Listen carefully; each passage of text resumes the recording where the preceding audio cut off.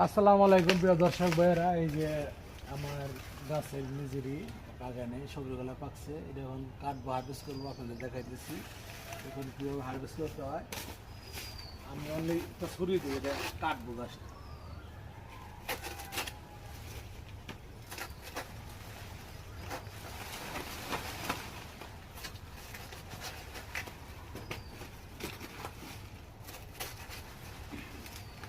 দেশি সবজি কলা অনেক সুস্বাদু, আপনাদের সকলেরই খাবার দাওয়াত রইল।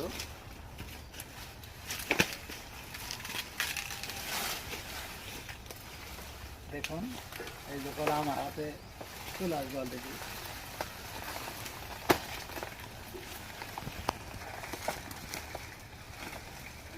এই যে প্রিয় বন্ধুরা, এই দেখুন এই যে কলা পাকছে, এখন এবার কাটবো।